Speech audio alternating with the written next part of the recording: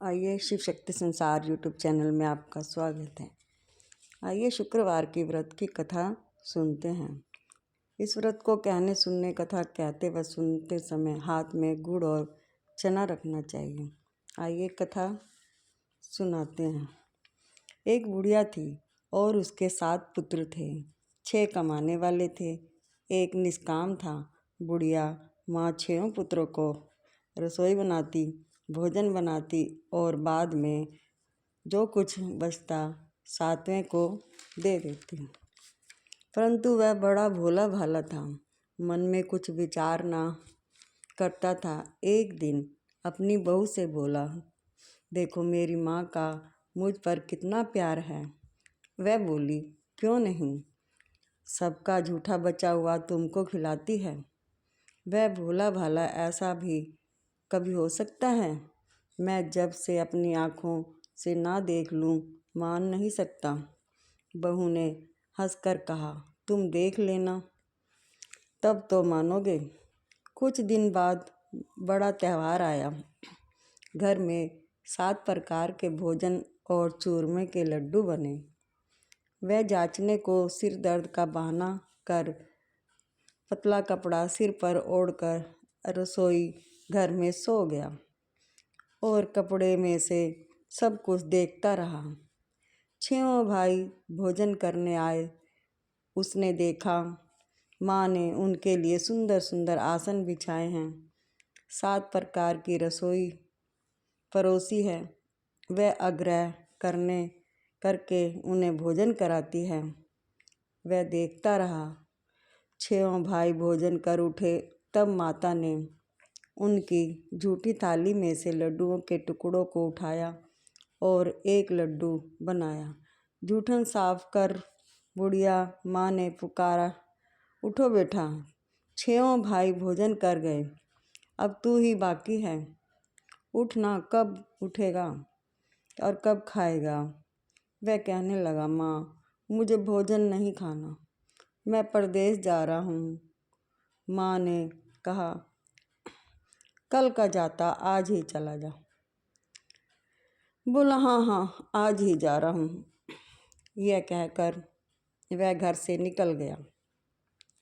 चलते समय बहुत ही याद आई। वह गौशाला में कपड़े धो रही थी। वहीं जाकर उससे बोला, बहू से दोहा, हम जावें परदेश को आवे कुछ काल, तुम रहियो संतोष से धर्म अपनो पाल। वह बोली, जाओ पिया आनंद से हमरू सोच न हटाऊं, राम भरोसे हम रहे ईश्वर तुम्हें सराय। देख निशानी अपनी देख धरू मैं धीर, सुधी हमरी मति बिसरियो रखियो मन में गंभीर। वह बोला, मेरे पास तो कुछ नहीं है, ये अंगूठी है, तू रख ले और अपनी कुछ निशानी मुझे दे। बहू के पास गोबर के हाथ की छाप थी तो उसने गोबर की छाप मार दी कमर पे। वह चल दिया। चलते चलते दूर देश में पहुंचा। वहाँ पर एक साहूकार की दुकान थी। वहाँ जाकर कहने लगा, भाई मुझे नौकरी पर रख लो। साहूकार को ज़रूरत थी। बोला, रह जाओ। लड़के ने पूछा, तनख्वाह क्या होगी? साहूकार ने कहा, काम देखकर दाम मिलेगा। साहूकार ने यहाँ नौकरी मिली। वह सवेरे 7 बजे से देर रात तक नौकरी करने लगा। कुछ दिनों में दुकान का सारा लेन देन, हिसाब किताब, ग्राहकों को माल बेचना, सारा काम करना। साहूकार के 7-8 नौकर थे। वे सब चक्कर में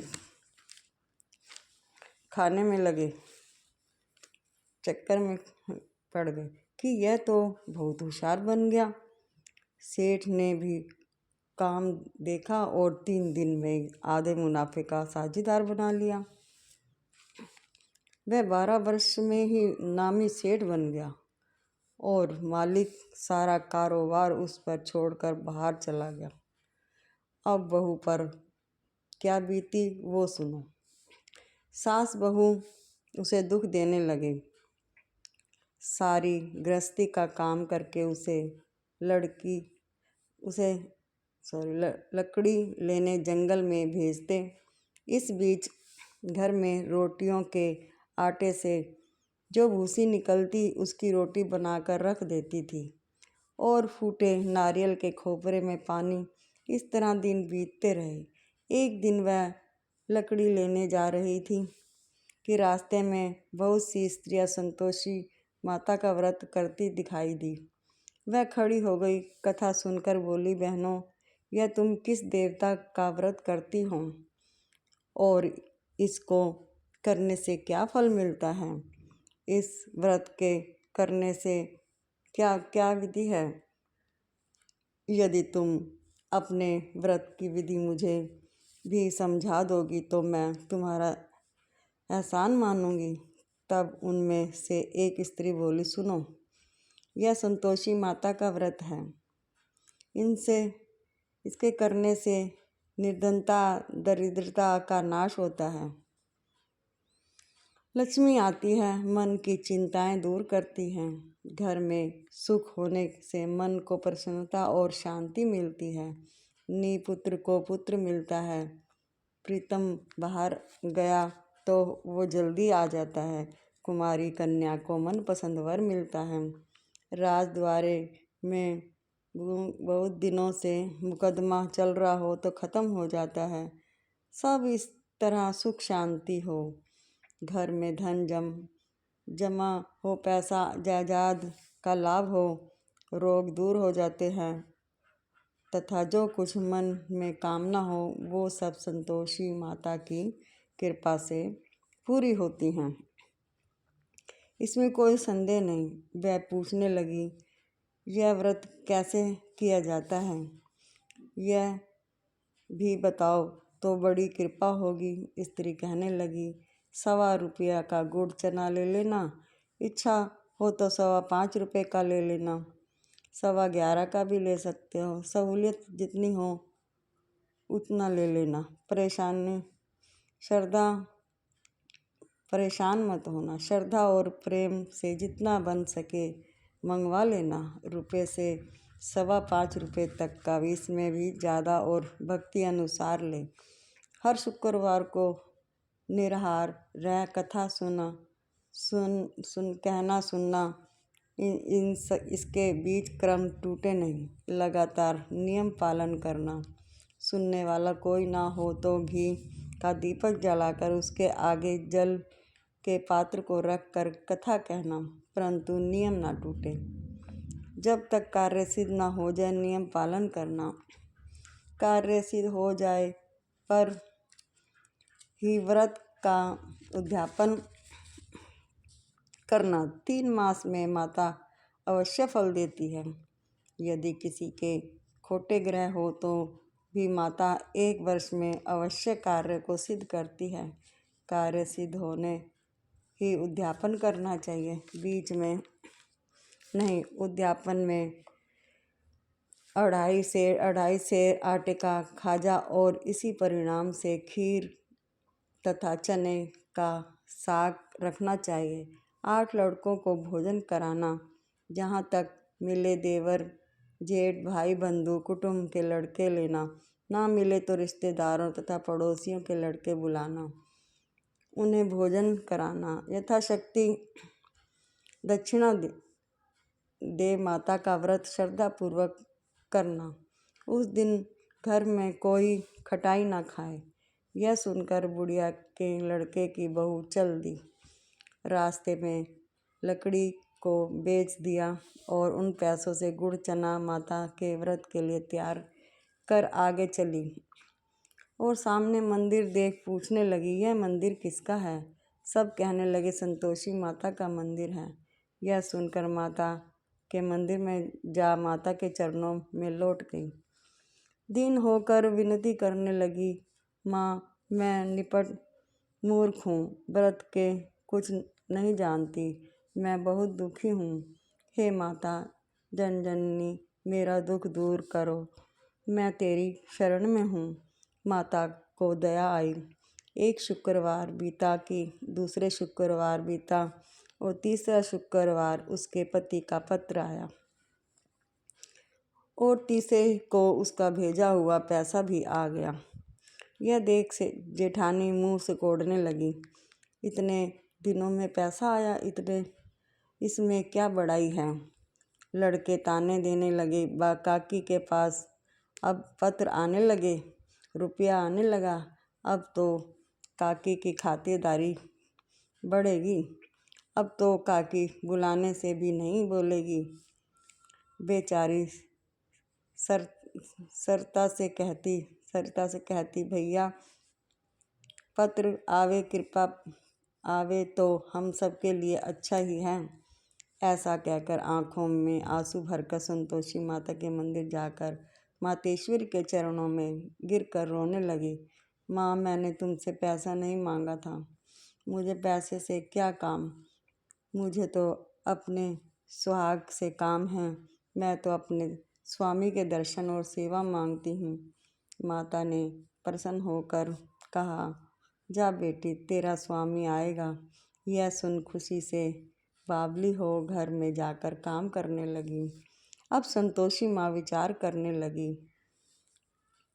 माली पुत्री ने मैंने कह दिया तेरा पति आवेगा, पर आवेगा कहाँ से? वह तो सपन में भी इसे याद नहीं करता। उसे याद दिलाने मुझे जाना ही पड़ेगा। इस तरह माता बुढ़िया के बेटे के पास जाकर सपने में प्रकट होकर कहने लगी, साहूकार के बेटे सोता है या जागता है? वह बोला, माता, सोता भी नहीं हूँ, जागता भी नहीं हूँ, बीच में ही हूँ, कहो क्या आज्ञा है। माँ कहने लगी, तेरे घर बार कुछ नहीं है क्या? वह बोला, सब कुछ है माता। माँ, आप भाई बहन बहू क्या कमी है? माँ बोली, भोले पुत्र, तेरी स्त्री घोर कष्ट में उठा रही है। माँ बाप उसे दुख दे रहे हैं। वह तेरे लिए तरस रही है, तू उसकी सुध क्यों नहीं लेता? वह बोला, हाँ माता, यह तो मुझे मालूम है, परंतु मैं जाऊँ कैसे?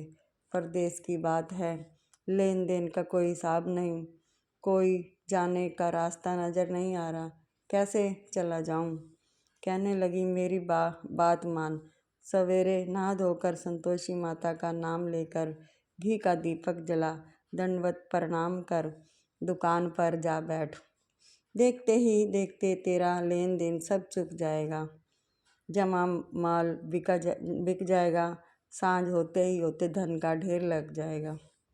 जब सवेरे बहुत ही जल्दी उठा, उसने सपने की बात कही तो सब उसकी बात सुनकर उसका मजाक उड़ाने लगे। कहीं सपने की भी बात सच होती है। एक बूढ़ा बोला, देख भाई, मेरी बात मान। इस प्रकार सच झूठ करने के बदले ने जैसा कहा है वैसा ही करने में तेरा क्या जाता है?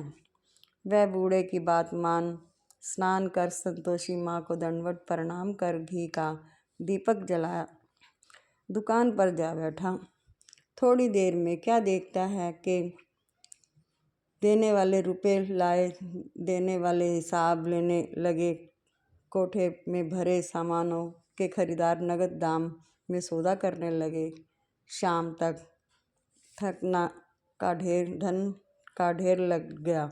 माँ का चमत्कार देख प्रसन्न मन ही मन माता का नाम ले घर में जाने के वास्ते गहने कपड़ा खरीदने लगा और वहाँ के काम से निपट वह घर को रवाना हुआ। वहाँ बहू बेचारी जंगल लकड़ी लेने जाती है। लौटते वक्त माँ के मंदिर पर विश्राम करती है। वह तो रोजाना रुकने का स्थान था। दूर से धूल उड़ती देख वह माता से पूछती है, हे माता, यह धूल कैसी उड़ रही है? माँ कहती है, पुत्री, तेरा पति आ रहा है। अब तू ऐसा कर, लकड़ियाँ के 3 बोझ बना, एक नदी किनारे रख, दूसरा मेरे मंदिर पर और तीसरा अपने सिर पर रख। मेरे को लकड़ी का गट्ठा देखकर मोह पैदा होगा, वह रुकेगा। नाश्ता पानी बना खाकर माँ से मिलने जाएगा। तब तू लकड़ियों का बोझ उठाकर घर जाओ और बीच चौक में गड्ढा डालकर 3 आवाज़ जोर जोर से गट्ठा डालकर जोर जोर से आवाज़ लगा लो, सासू जी लकड़ियाँ का गट्ठा लो, भूसी की रोटी दो और नारियल के खोपरे में पानी दो। आज कौन मेहमान आया है? माँ की यह बात सुन बहुत अच्छा माता कहकर प्रसन्न होकर लकड़ियों के 3 गट्ठे लिए आई। एक नदी तट पर, एक माता के मंदिर पर रखा। इतने में ही एक मुसाफिर आ पहुँचा। सूखी लकड़ी देखकर उसकी इच्छा हुई कि अब यही विश्राम करे और भोजन बनाकर खाकर गांव इस पार भोजन बनाकर विश्राम करें। वह गांव को गया, सबसे प्रेम से मिला। उस समय बहू सिर पर लकड़ी का गट्ठा लिए आई। लकड़ी का भारी बोझ आंगन में डाल जोर से 3 आवाज़ देती है, लो सासू जी लकड़ी का गट्ठा लो, भूसी की रोटी दो, नारियल के खोपरे में पानी दो। आज मेहमान कौन आया है? यह सुनकर सास बाहर आई। अपने दिए हुए कष्टों का भुलाते हुए बोली, ऐसा क्यों कहती है? तेरा मलिहारी तो आया है, आ बैठ, मीठा भात खा, भोजन कर, कपड़े गहने पहन। इतने में आवाज़ सुनकर उसका स्वामी बाहर आया और अंगूठी देख व्याकुल हो माँ उसे पूछता है, माँ यह कौन है? माँ कहती है, बेटा यह तेरी बहू है। आज 12 वर्ष हो गए। तू जब से गया है तब से सारे गांव में जानवर की तरह भटकती फिरती है। काम काज घर पर कुछ नहीं करती, नहीं 4 समय आकर खाती है। अब तुझे देखकर भूसे की रोटी और नारियल के खोपरे में पानी मांगती है। वह लज्जित हो बोला, ठीक है माँ, मैंने इसे देखा और तुम्हें भी देखा है। अब मुझे दूसरे घर की चाबी दो, मैं उसमें रहूँगा। तब माँ बोली, ठीक है बेटा, तेरी जैसी मर्जी कहकर चाबी का गुच्छा फटक दिया। उसने दूसरे कमरे की चाबी ली और तीसरी मंजिल के ऊपर था। अपना सारा सामान जमाया। एक में ही वहाँ राजा के महल जैसा ठाट बाट बन गया। अब क्या था, वे दोनों सुखपूर्वक रहने लगे। इतने में अगला शुक्रवार आया। बहू ने अपने पति से कहा कि मुझे माता के उद्यापन की तैयारी करनी है। पति बोला, तुम बहुत खुशी से करो। वह तुरंत ही उद्यापन की तैयारी करने लगी। जेठ के लड़कों को भोजन के लिए कहने लगी। उसने किया, परंतु पीछे जेठानी अपने बच्चों को सिखाने लगी, देखो रे, भोजन के समय सब लोग खटाई मांगना, जिससे उसका उद्यापन पूरा ना हो। लड़के जीमने आए, खीर पेट भर कर खाई, परंतु याद आते ही कहने लगे, हमें कुछ खटाई दो, खीर खाना हमें अब आता नहीं। देखकर अरुचि होती है। बहू कहने लगी, खटाई किसी को नहीं दी जाएगी, यह तो संतोषी माता का प्रसाद है। लड़के तुरंत उठकर खड़े हो गए, बोले कि पैसा लाओ। बोली बहू, व्रत की विधि कुछ जाननी नहीं थी तो उन्हें पैसे दे दिए। लड़के उसी समय जाकर इमली खा गए। यह देखकर बहू पर माता जी ने कोप किया। राजा के दूत उनके पति को पकड़ कर ले गए। अब सब मालूम पड़ जाएगा जब जेल में हवा खाएंगे। बहू से यह वचन सहन नहीं हुआ। रोती रोती माता के मंदिर में गई। हे माता, तुमने यह क्या किया? हंसाकर अब क्यों रुलाने लगी? माता बोली, पुत्री, उद्यापन करके मेरा व्रत भंग किया है। इतनी जल्दी सब बातें भुला दी। वह कहने लगी, माता भूली नहीं हूँ, ना कुछ अपराध किया। मुझे तो उन लड़कों ने भूल में डाल दिया। मैंने भूल से उन्हें पैसे दे दिए। मुझे क्षमा कर दो। माँ बोली, ऐसी भी कभी भूल होती है? वह बोली, माँ मुझे माफ़ कर दो, मैं फिर तुम्हारा उद्यापन करूँगी। माँ बोली, अब भूल मत करना। वह बोली, अब ना होगी। माँ बतलाओ वह कैसे आएंगे? माँ बोली, जा पुत्री, तेरा पति तुझे रास्ते में ही आता मिलेगा। वह घर को चली राह में पति आता मिला। उसने पूछा, तुम कहाँ गए थे? तब वह कहने लगा, इतना धन कमाया है, उसका टैक्स राजा ने मांगा था, वह भरने गया था। वह प्रसन्न होकर बोली, भला हुआ, अब घर चलो। कुछ दिन बाद फिर शुक्रवार आया। वह बोली, मुझे माता का उद्यापन करना। पति ने कहा, अवश्य करो। वह फिर जेठ के लड़कों को भोजन को कहने गई। जेठानी ने एक दो बातें सुनाई और लड़कों को सिखा दिया कि तुम पहले की तरह ही खटाई मांगना। लड़के कहने लगे, हमें खीर खाना है, भाता नहीं। खीर खाना भाता नहीं। फिर बिगड़ गया, जी बिगड़ रहा है, कुछ खटाई खाने को देना। वह बोली, खटाई खाने को नहीं मिलेगा, आना होता हो। वह ब्राह्मणों के लड़कों को बुलाकर भोजन कराने लगी। यथाशक्ति दक्षिणा में की जगह एक एक फल उन्हें दिया। इससे संतोषी माता प्रसन्न हुई।